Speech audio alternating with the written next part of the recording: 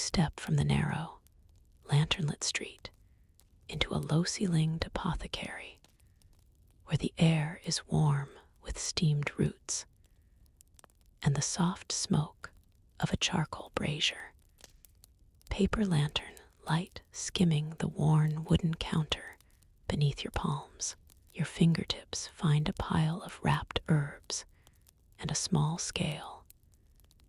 And for a moment, the world narrows to the texture of paper, the scent of drying citrus, and the steady warmth against your knees.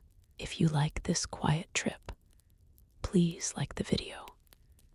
Subscribe to the channel if you aren't already, and leave a comment telling whenever and wherever you're listening from. Dim the lights, get comfortable, slow the breath. You lower your shoulders as the shopkeeper inclines his head, and the creak of his sandals on cedar boards becomes part of the room's breathing. A thin column of smoke curls from the brazier, and you feel the heat when you lift your hands to it. The coals glow a patient orange, not the bright panic of a new fire. He plucks the iron tongs from their peg, and with a practiced motion, draws a curved lid over the coals to bank the fire. The sound is small and metallic, a click, then the hush of reduced flame, and the room cools a fraction while the warmth at your fingertips remains. Like a promise tucked beside you, you watch the scale as if watching tides. The shopkeeper sets a folded paper parcel on the tray. It is light as a sigh. Powdered chrysanthemum for sleep, dried citrus peel for digestion, a curled root that smells at once like damp earth and candied sugar. He adds a tiny iron weight, then slides on another with a soft clink. You feel the heft, the balance. Less is often more when the root is strong, he says without speaking, simply by the way his fingers measure and return the metal to its nest. Your hand learns along with him. You lift the scale to your eye and see how little change tips the balance, how a grain of herb can alter a remedy as a single drop alters a soup. The shop smells of many things layered together like a quiet conversation. There is the citrus, bright, a little sharp, next to the sweet dampness of rehydrated roots, the mineral edge of crushed shells kept for milling, and beneath all of it, the rounding smoke of charcoal. Occasionally the shopcat moves, a soft scuff of paws against tatami at the back, and the scent of fur and warm body blends in, making the air homey in a way you are only just noticing. You take a scrap of ashibori that the shopkeeper has warmed against the brazier. Its steam presses pleasantly against your wrists.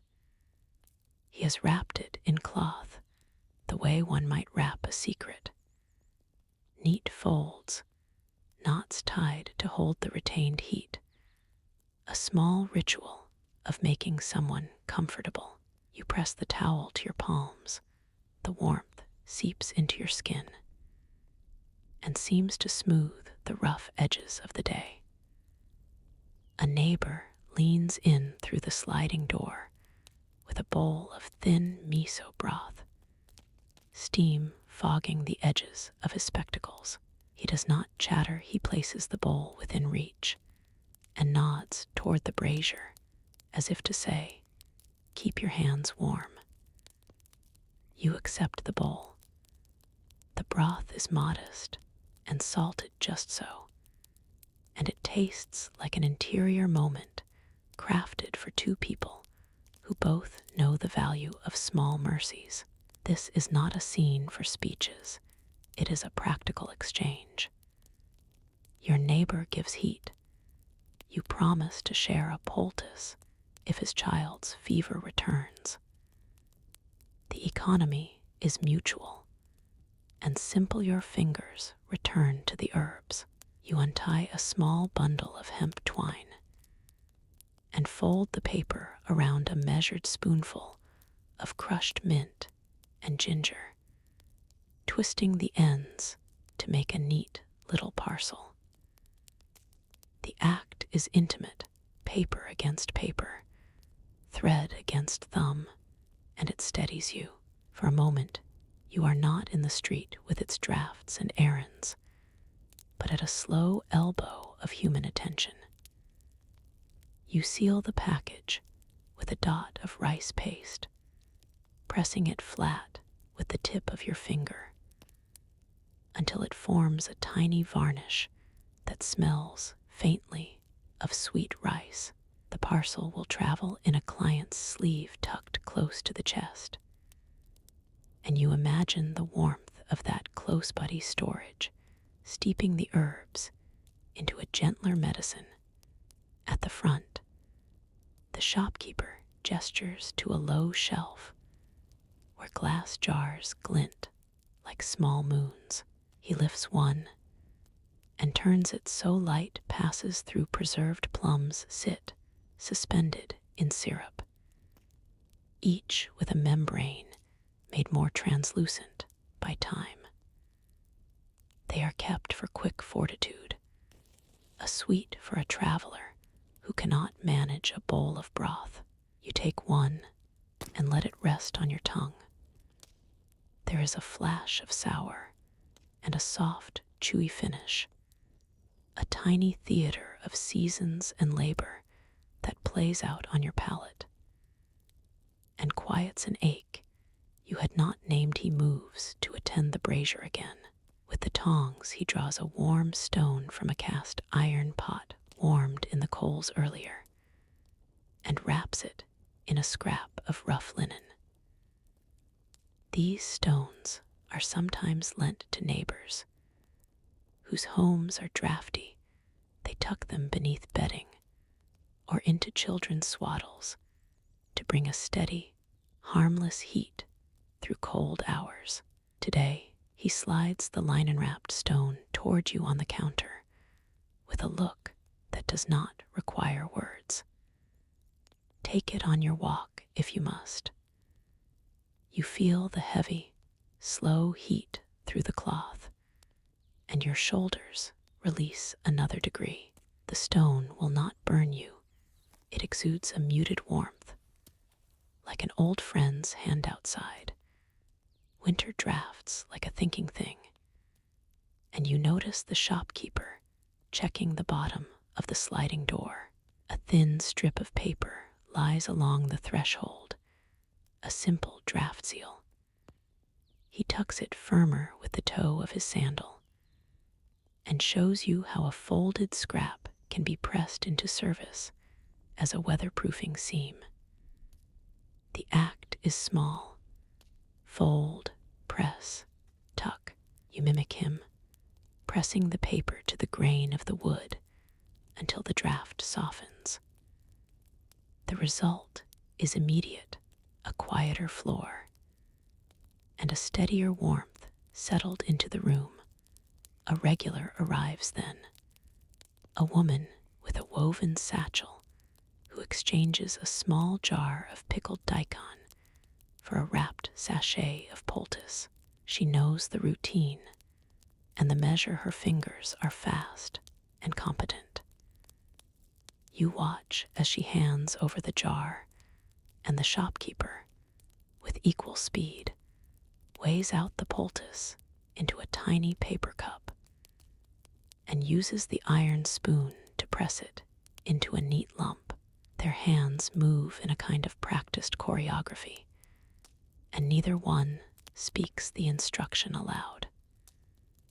When the woman leaves, the shopkeeper tucks a corner of the paper into the lid and points toward the brazier as if to say, "Warm it before use." The woman nods and steps out into the lane with an almost imperceptible smile.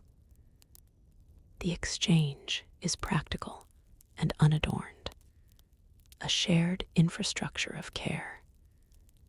You cannot expect to be insulated alone in such a world, and so you trade what you have. Small economies of aid hum beneath the city's louder commerce. You learn a technique as the evening deepens. The shopkeeper demonstrates how to steep a decoction in a small iron pot, a measured handful of roots, a cup of cold water, a lid snugly placed. He slides the pot close to the brazier and shows you how to bank the coals once more, less oxygen, less fury, and then tuck the pot low where it can simmer slowly, its steam only just visible. The idea is patient heat, sustained and gentle. So bitterness is drawn out and the medicine mellows. The pot is left there to do its work while other tasks continue. You note the economy of energy. Heat is conserved by proximity and by the slow tuck of a lid. The result is a broth that tastes seasoned by time rather than by force, a lesson in unhurried efficacy. While the decoction rests, you fold a stack of thin papers into little envelopes to hold powdered herbs. The paper is crisp and makes a faint rustle as you crease each fold with your thumbnail. A young apprentice appears then, bringing a small tray with salt and a wooden spatula. He has a question about labeling, a practical confusion about kanji that looks nearly identical under the lamplight. The shopkeeper leans over the tray and traces the strokes slowly with his finger, the motion patient as a river moving around a rock. The apprentice watches and repeats, and when he gets it right, the shopkeeper's face softens in a way that is almost a smile. The instruction is brief. The correction precise knowledge is passed without ceremony and with quiet attention.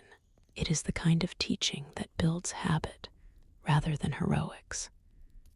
When the pot has steeped long enough, the shopkeeper strains it through a cloth into a waiting bowl. The liquid that pours is brown and fragrant, carrying the scent of dried peel and softened root. He ladles a spoonful into a small cup and offers it to you. You cup it with 2 hands and feel heat spread outward from your belly as you take a sip. The taste is earthy and soothing, and the world edges away a little further from sharpness. You breathe through your nose on purpose. For a few counts, the air feels rounder, and the notionally breathing calms the beat of your pulse, the way the warm stone calms your limbs. The action is simple, not prescriptive, a tiny ritual of presence that you can carry with you outside. The street lanterns blink, and a dog barks somewhere distant, muffled by closed shutters. Inside, the shop has its own clock, the slow drip from the strainer, the scrape of twine, the low chat of a neighbor through the sliding screen. Each noise is small and necessary. You wrap the pouch of herbs, press the rice paste seal, and tuck the warmed stone under your coat like a private hearth. The shopkeeper nods, not to dismiss you, but to acknowledge the small transaction. Heat and herbs exchanged, knowledge renewed. A place of practical comfort reconstituted for another night. You stand to leave with the sachet and the stone. At the door, you pause and fold your scarf against the draft, pressing a scrap of paper into the seam where the wind wants to steal in. The seam holds the shop, remains a pool of soft warmth against the winter lane. You step back into the street, carrying the smell of citrus and smoke, and the world feels less sharp because something inside you was made steady. There is more to learn about how remedies are prepared and how the apothecary keeps tending through winter nights. For now, you fold this simple evening into your memory, the banking of fire, the warmed stone, the hush of shared broth, and move forward with the quiet knowledge that small actions make durable warmth. As you walk away, you feel the weight of the stone against your belly and the slow settling of your breath, and you anticipate following the shop's rhythm more closely in the next part, where measurements become recipes and the community's barter opens further into stories of care. You slide the wooden bolt, and the shallow clack of wood against wood seems to breathe with the rest of the room. The paper of the shoji is warm from the day's light, filmy like a held cloth, and the single oil lamp at the back counter throws a pool of amber against labeled drawers. You hang your outer garment on the peg by the door, feeling the damp of snow melt in the weave. A thin curl of steam lifts from a small iron kettle that sits over the hearth, and the scent of dried ginger and camphor and a faint trace of cedar hangs low. You set down a small bundle of herbs wrapped in paper. Its edges are neat, the string a practiced knot.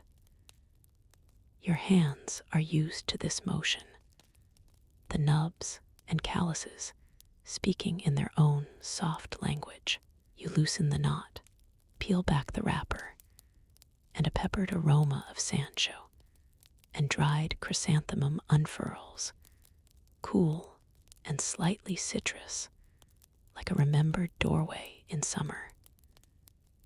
With the tip of your thumb, you crush a leaf to test strength, the oils brightening under your nail.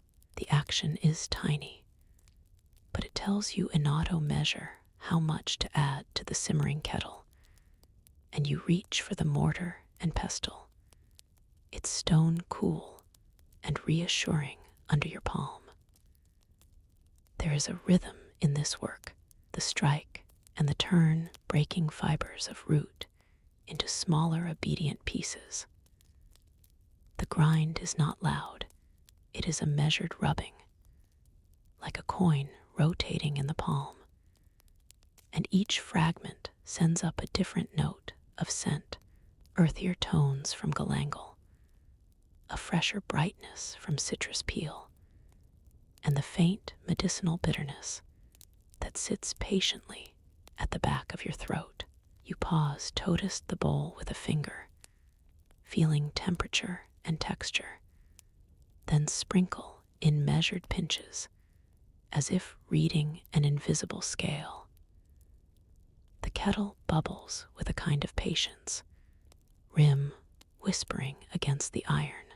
You tuck a cloth around its spout to slow the steam, and the breath that rises is redolent with remedy, and also with the ordinary warmth of boiled water. A neighbor arrives then, the sliding door opening on a small wedge of colder air. She brings a loaf wrapped in cloth, steam beating at the seam, and she offers it wordlessly, the ancient economy of sharing off what is warm. You accept the loaf and set a heated stone wrapped in cloth at your feet. The radiance of it, a slow comfort that presses out stiffness from your calves. The neighbor nods, pointing to the back of the shop, where a stack of boards and old straw is kept for the hearth. You bank the fire, tucking ash around the glowing coals to keep them patient, and the flame subsides into a steady pulse. She takes her tea from a small iron cup and speaks of a sick child up the lane, asking if you will make a gentler decoction for fever. You nod, wiping your hands on the hem of your coat, feeling the linen rough and sure. Together, you measure out cooled water and powdered licorice, instructing the neighbor on how long to steep the mixture and how to keep it warm without boiling off its gentleness. She repeats the steps softly, fingers miming the motions, and leaves with a small cloth tied round the jar. A borrowed lesson, a communal transfer of care as practical as a warm stone. Back at the counter, you ink a tiny note to yourself on a scrap-off rice paper, folding it into a neat flag and tucking it beside the jar. The smell of the shop layers into complexity: iron, dry straw, the citrus rind, and a subtle lingering clove from a previous poultice.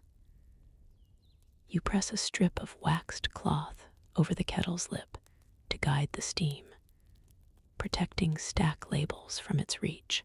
A child peers in the doorway, eyes round as coins, watching the motion of your hands. You offer a small piece of sugared ginger and smile, the kind of indulgence that keeps children around your counter and keeps neighbors feeling seen. The child scuffs a wooden clog and departs, the echo soft against rafters. You grind powdered mugwort until it catches at the edges of the mortar, a texture that will hold warmth like a small hay nest. You soak a strip of coarse linen in hot water, wring it tight, and fold the plant into its center. The linen steams as you press it into a neat parcel, the herb releasing a green heat that smells of riverbeds and fresh cut grass. You lay it by the hearth to warm slowly, wrapping a piece of indigo cloth around it. The poultice will be brought later to soothe a stiff shoulder. The neighbor's husband, often working long at the river. You arrange jars on a low shelf, their glass catching the lamp's pool like tiny moons. A label reads in cramped kanji, another in a looser stroke for the apprentice's sake. The apprentice hums a tuneless rhythm while he folds linen into more parcels, and you tease him about his choice of knots, a smile light, quick as a reed. He replies that any knot that keeps a poultice on a back is a fine knot indeed, and you laugh softly. The sound feels like a small permission to relax, and you return to cataloging ingredients. A bit of camphor here, a ribbon of powdered safflower there.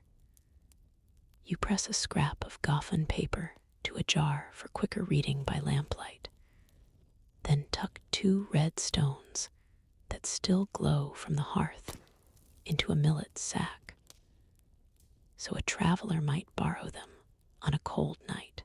It is a small thing, but such exchanges are how neighborhoods keep their steady warmth. You close a narrow window with a strip of patched paper, pressing it down to stop a draft. You sit for a moment, palms warm from the stone, and draw your breath gently through your nose. A simple attention that narrows the day's edges. The kettle sighs with a softer voice, and you lift a ladle to taste the broth, finding it steady and kind, not sharp. To keep several jars of decoction warm for later, you nest their pots in an insulated wooden box stuffed with straw. A hay box that holds heat without the fuss of tending a flame. The smell rising from the box is mellow, like a memory of barns and long afternoon naps under a low bench. You label each pot with a folded slip of paper, tying it with thread, the knots small and exact.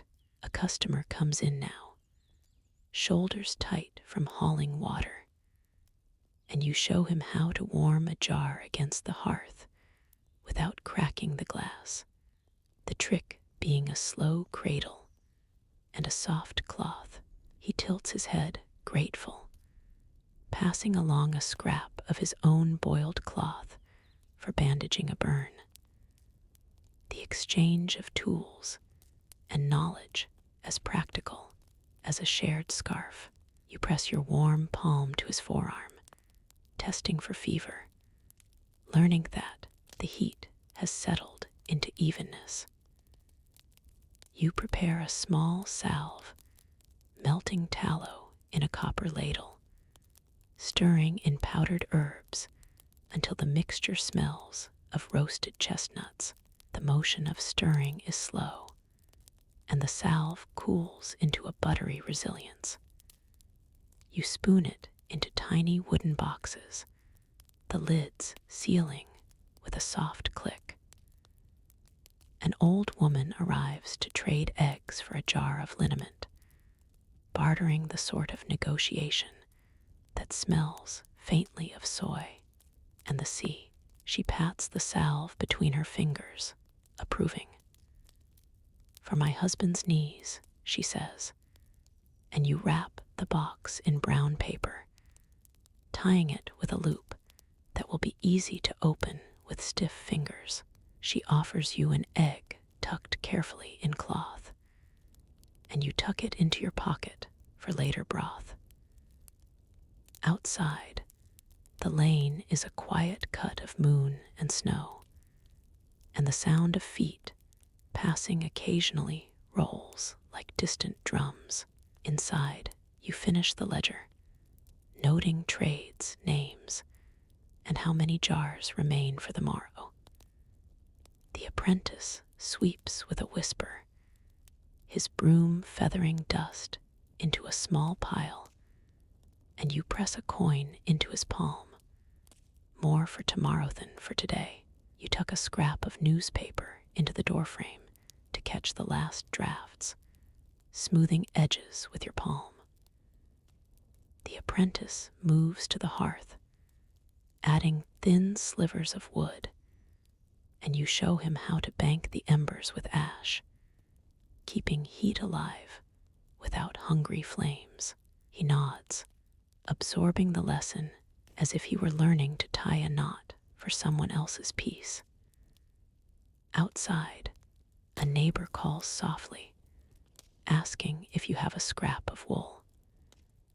You fetch a remnant, its fibers coarse against your thumb, and watch the neighbor sew through the cold, that thread a small ease into their evening. You gather your own things, a wrapped jar of cooled decoction, the remaining loaf, your calloused gloves, and the apprentice's forgotten, not tied to the peg, in a mock memorial. You tuck 2 warmed stones into a cloth bundle, the heat soft through layers, like a small sleeping animal. The lamp burns lower, its light pooling at the center of the shop. You breathe again, slow, through your nose, feeling the day's motions ease from your shoulders. Outside, footsteps pass and fade, and you close the shop's wooden flap with one last look. You stand behind the counter, as the light in the shop softens. Watching paper screens pick up a last amber wash from the street lanterns. The shelves are a low forest of jars and bundles, clay lips catching the lamp glow. You cradle a small compound in your hands, crushed chrysanthemum, curled yuzu peel, something chalky and bright. And you test it the way your mother taught you, by letting a grain rest on your tongue. It tastes like cold rain and a memory, sharp and honest. You grind small measurements against the stone mortar, a rhythm the room has known for years. The pestle moves in a slow circle. The sound is a hushed metronome against paper and wood. Tiny dust puffs rise and settle on your sleeve. The stone is cool at first, then warms under your palm. You pause to feel the heat, and for a second you imagine the mortar approving, its rim smoothed by generations. Behind you the brazier burbles, a soft orange spatter that has been kept low all afternoon. You remove a coal with tongs, test its color, and slide it further under the kettle to coax a steady simmer. When you bank the fire later, you will pile ashes gently over the coals to keep the embers breathing beneath a soft blanket. For now you fan, careful not to flare smoke into the paper screens. The kettle begins to sing in a thin, patient note. You measure water in a chipped wooden ladle, watching the dark surface tremble as steam lifts and folds like cloth. A handful of hawthorn and a sliver of dried ginger go into the iron pot. You press them with the ladle to begin the release of oils. The room fills with a citrus edge and a dry, warm snap of ginger. You set a cedar lid on the pot and slide it toward the hearth, where the simmer will be kept low and patient, the kind of heat that extracts without tearing. Later, you might wrap that pot in straw or a padded bundle to finish slowly, a gentle haybox of heat that keeps the medicine warm while you sweep or answer the door. As dusk deepens, a neighbor knocks and slides the Norin aside. He smells of the river and of cold work, breath visible in the doorway. He carries a small basket of river herbs he gathered that afternoon. You nod and step forward, palms warm from the mortar. You accept a sprig, and in exchange, hand over a measure of powdered laxative wrapped in clean paper. Neither of you makes much of the trade. It is practical, quiet, the sort of barter that keeps a community steady. The neighbor asks about a poultice, and you demonstrate with a slow, precise motion. Dampen a square of cloth, sprinkle on powdered mugwort, fold and press until the aroma lifts. Then heat the parcel briefly beside the coals. He watches, inhales, tucks the poultice into his sleeve like a small, fragrant bribe against the cold. Back at your bench, you fold the paper wrappers with practiced fingers, brush labels in quick sumi strokes, and press them to clay lids. The ink smells faintly of soot and iron. You tuck a small strip of paper into a jar mouth and pinch it closed with twine to guard against damp. It is how you keep powders from clumping when the nights draw in. A gust of wind finds the edges of the shop, and you move to seal a draft. A rolled strip of cloth, shoved gently under the sliding door, muffles the cold and lets the brazier's warmth linger a touch longer. You perform these motions the way someone might tuck a child more tightly against the cheek, quietly, with a mind for comfort. You test a bitter draught on the tip of a wooden spatula, whispering to yourself as you do, not a prayer, more a practical hope that it will settle as promised. When a tincture is strong, you inhale through your nose only, letting the fumes brush the back of your throat without taking a full breath. It's an old habit to spare the lungs and keep your head level. The taste on the spatula is thick and resinous, with a damp, pine-like undercurrent. You mark the pot with a shallow notch if the bitterness needs taming with honey or gourd syrup later. A woman arrives with a child asleep on her back, cheeks flushed from the cold. You take a warmed parcel of rice and press it into the child's back through the coarse cotton. A simple, warmed stone trick many households might use. Stones wrapped in cloth and heated for a brief, safe time. The mother sighs. Relieved, the child's breathing eases, little shoulders falling. You prepare a small, careful sachet of calming herbs, tied with thin cord, and tuck it into the child's kimono. The woman pays with a strip of dried fish, and a grateful nod. You tuck the fish into a bowl to add flavor to tonight's soup. Trade like this is practical comfort, shared without fuss. As you begin the closing routine, you pull on an extra underkimono for warmth. It's cotton soft and slightly damp, with sweat from the afternoon's work. The screens glide shut, the city outside turns thin and distant. You sweep the threshold with a stiff broom, the bristles whispering across the tatami, and you dampen them with a quick press to catch the dust rather than send it drifting. You sort the day's records, a charcoal smudge here, a note on the back of a scrap of paper there, and tuck them into a drawer so you'll find them again when morning comes. You bank the brazier now properly, piling ash in careful layers and covering the coals like a slow, breathing ember.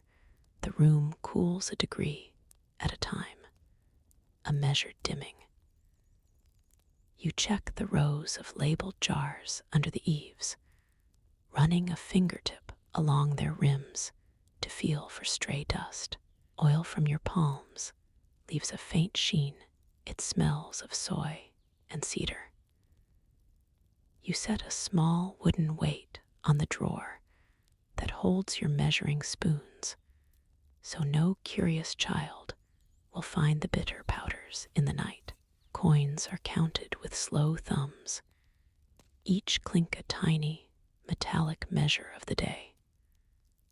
Outside, someone coughs softly, and a bicycle of footsteps passes by, an ordinary urban heartbeat.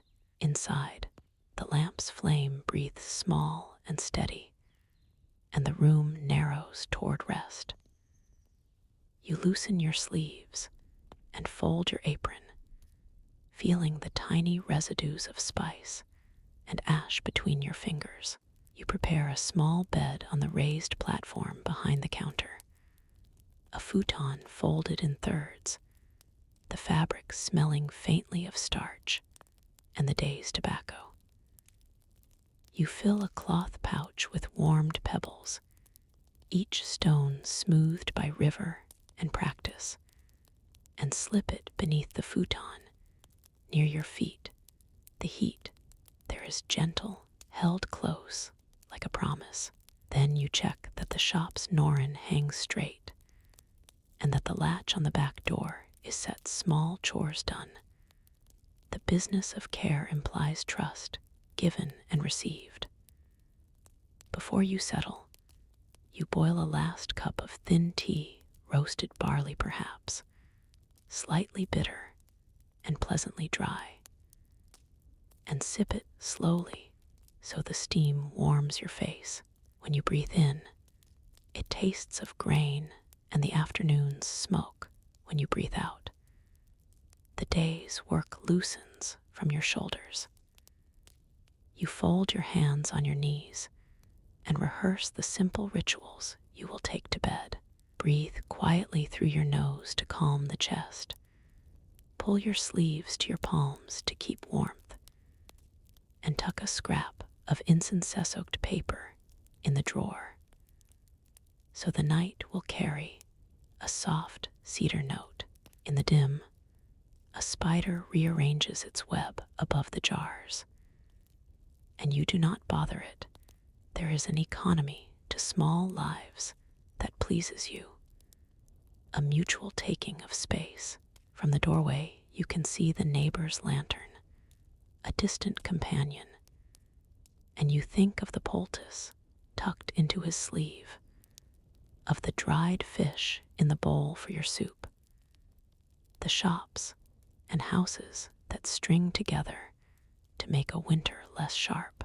The ache at the base of your thumb from the day's grinding is a quiet metronome you will ignore until tomorrow, and that is all right. You draw the futon closer to the warm edges of the hearth, nestle the heated pouch just so, and feel the fabric take the heat. Your breathing eases the lamp's light, softens to a buttery pool. There is a final small pleasure in laying out tomorrow's tools on the low table. One mortar, a clean pestle, a wooden ladle, a roll of paper. It is a tidy promise that labor and remedy will return with the dawn.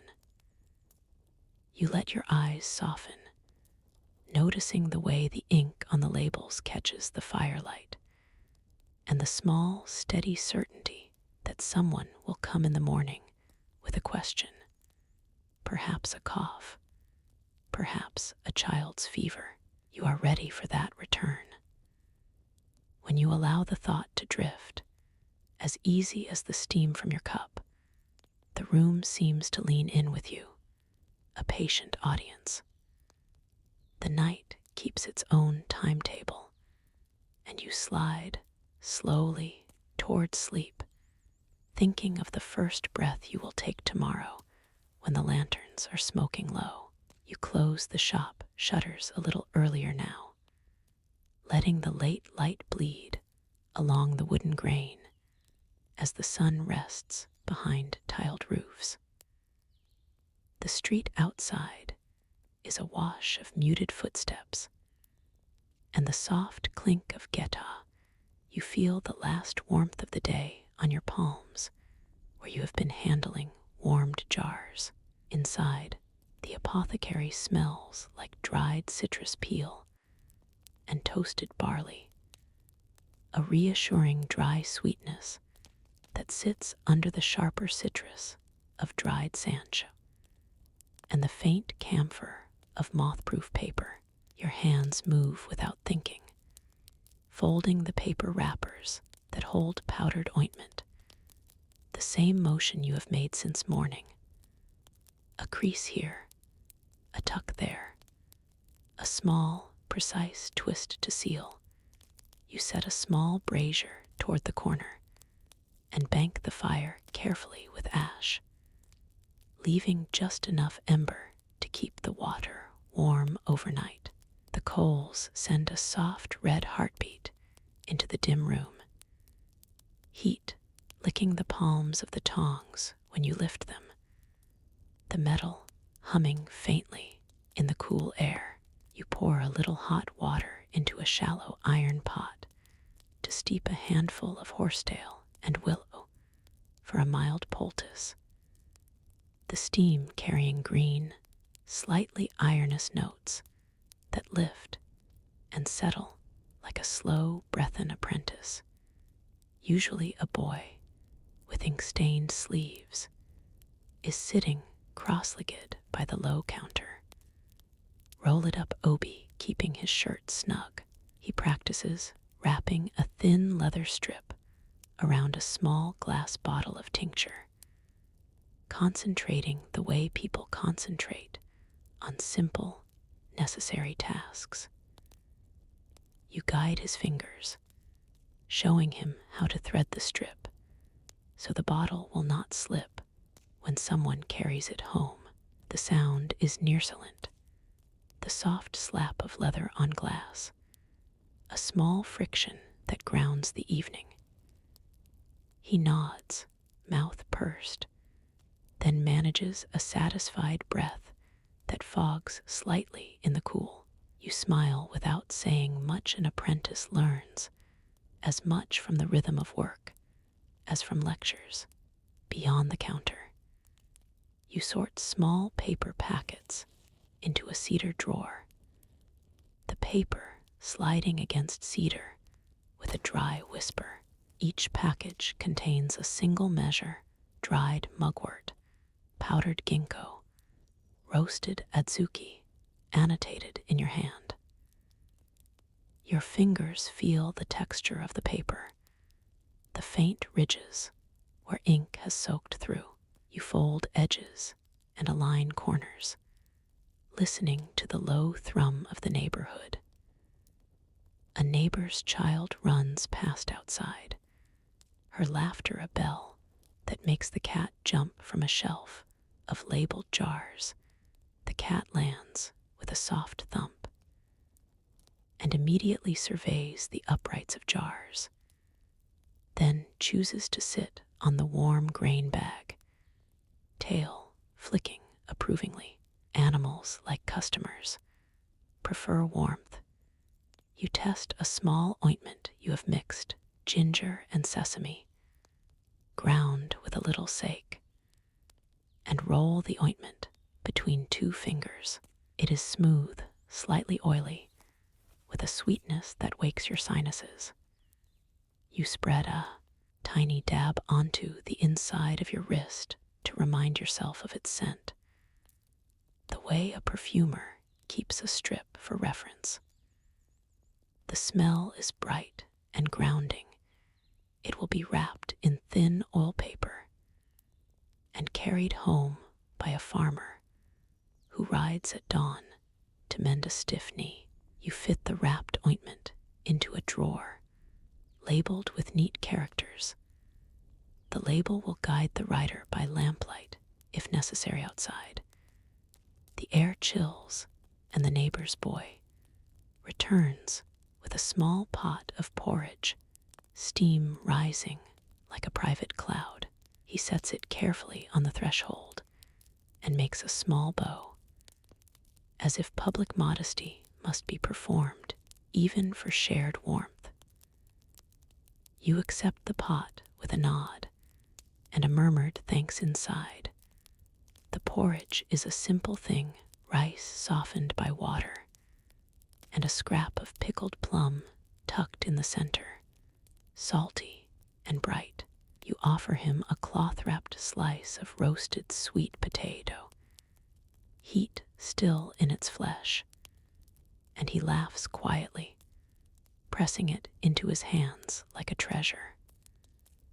For a moment, the apothecary is not only a place of remedies, but of mutual supply, a bowl of warmth in the cold throat of evening. You tidy the mortar and pestle, rubbing out the last fleck of powder with a wet cloth and a practiced wristin.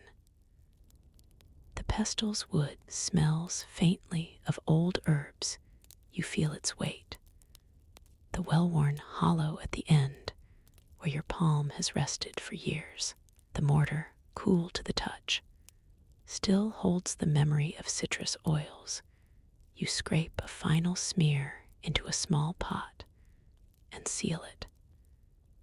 It will harden into a balm overnight, the oils binding as they cool. This small act is a daily closing ritual, a way to ensure that nothing is left to oxidize in the air. A woman from 2 doors down arrives with a bundle of furoshiki, neatly wrapped. She leans in the doorway, the edge of her sleeve brushing the paper screens, and asks quietly whether you might spare a pinch of mint. Her hands are reddened from shelling beans, knuckles pale against the paper, and her voice is low and practical. You search among the labeled jars, fingers tracing labels until they touch the tinny scent of mint leaves. You measure a small portion, tamp it gently so the leaves will not scatter, and hand it over folded in a little square of rice paper. She offers 2 sweet beans in return, and you accept with a smile. The exchange is brisk and useful, no ceremony necessary.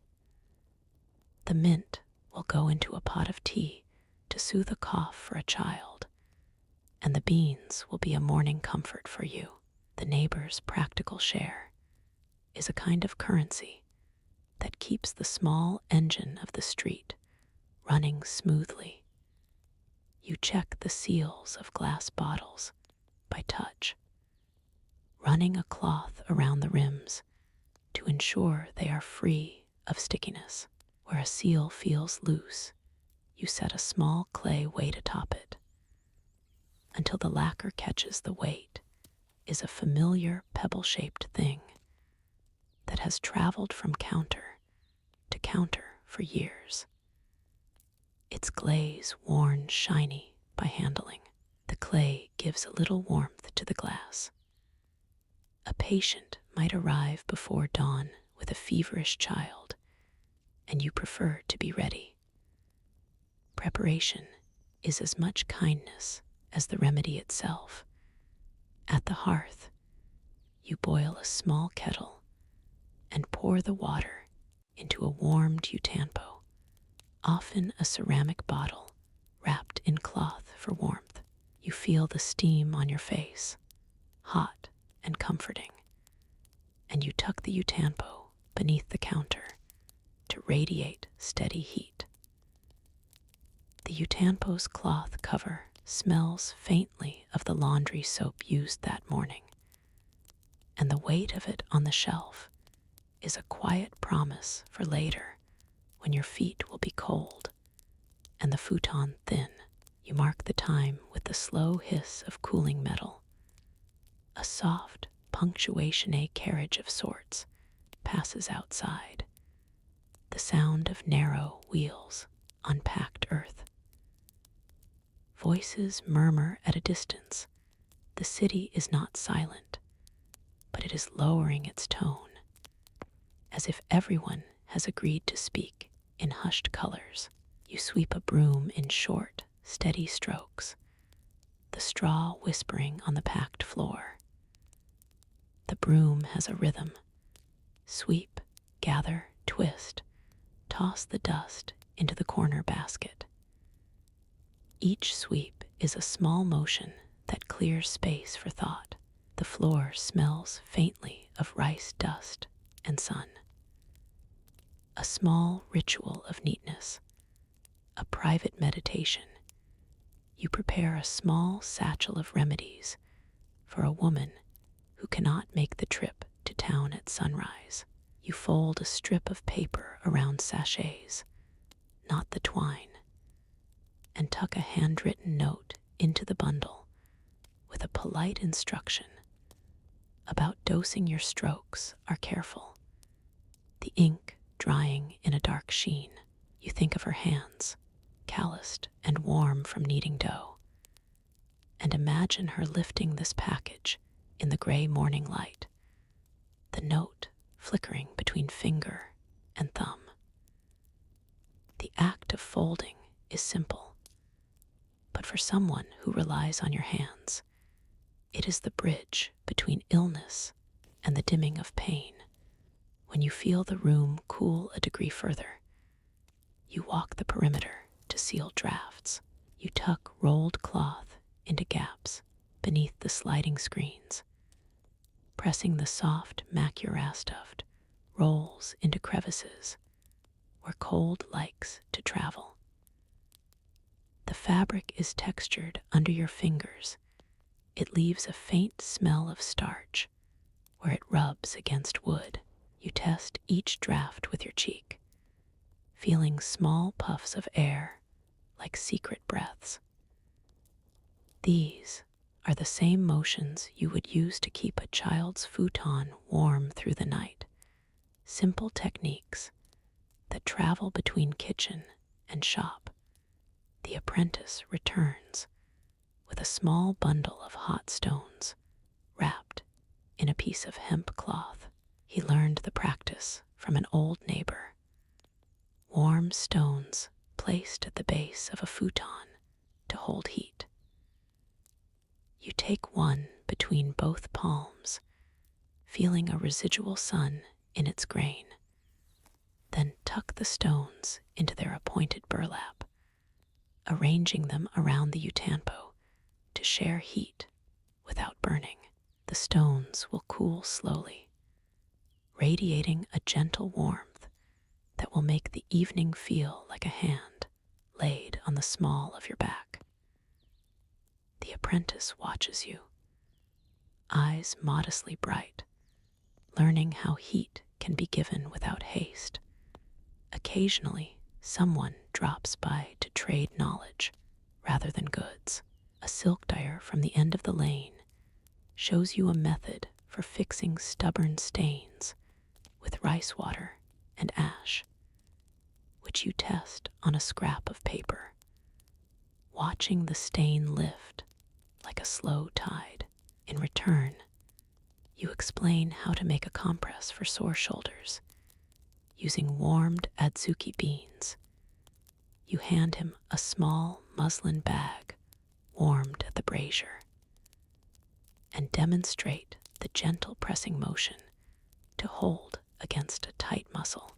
He tries it on his own forearm and hisses softly at the pleasant heat, then laughs, admitting it's the best way to keep a hand from complaining after hours at the loom. The exchange is understated, useful, the kind of mutual aid that keeps a neighborhood working. Each neighbor carries a different set of tools and stories to gather their knowledge. Is a quiet toolkit for living. You dim the oil lamp, so the room is lit in a softer amber. Shadows lengthen, and the labels on jars become silhouettes. You check the lock on the shoebox where you keep your account slips, feeling the small catch click with a reassuring sound. The day's receipts are folded into a neat pile, the ink blotting slightly where the brush paused. Money is practical and often thin. There is a kind of pride in balancing it carefully. Like seasoning a broth, you tuck the pile away, the weight of it lessened by the afternoon's steady commerce. Finally, you stand at the threshold and breathe in the quiet. The apothecary has settled like a living thing, preparing itself for sleep, jars humming their stillness, the brazier's ember ticking softly, the utanpo radiating contentment beneath its cloth. You run your thumb across a label out of habit, the rough stroke making a small white line. The day's small victories, the poultice that set without cracking, the apprentice's clean wrap, the neighbor's porridge feel like tiny stones arranged on a path. They mark the way back to home. You place the key on the counter and look at the map of the neighborhood you keep pinned behind the shelves, fingers remembering a route you have walked since you were young. The streetlights will breathe life into the paper later. But for now, it is a quiet landscape of ink and hope. You slip the key into your pocket, the metal cool against the warmth of your hand, and turn the bolt softly. Outside, someone hums as they walk, tune low and steady, a lullaby for work-worn feet. You step out into the evening, the air crisp, and the sky clear with stars waiting like quiet witnesses. As you close the sliding door, you feel a readiness that is both practical and tender. The shop is secured, the remedies are stowed, and the neighborhood knows it has a little reserve of warmth and knowledge to borrow if need be. You move homeward with the small heaviness of satisfied labor, the hush of streets helping to lower the day's volume. Ahead, there will be another day with its own rhythms, and you carry the knowledge of tonight like a warmed stone in your coat, a heat that will ease the shoulders and make sleep kinder. You breathe in, slow and measured, and follow the path that leads to your futon, thinking of the utanpo and the low ember that will wait to be rekindled in the morning. You pause at your doorway, setting the parcel of remedies on the step as you slip off your sandals. The evening is a ribbon of cool air, and the house smells faintly of the neighbor's porridge that you still carry on your hands. Inside, you will arrange your futon, layer wool and cotton in a way that traps warmth close to your body, and lay the hot stones, that same steady, patient heat, alongside the pillow, a small luxury that keeps your shoulders from tightening. You will breathe with a slow, no-seemly rhythm you have practiced since youth, the breath visiting the belly and returning like tide, each exhale loosening the knot of the day. You close the door softly.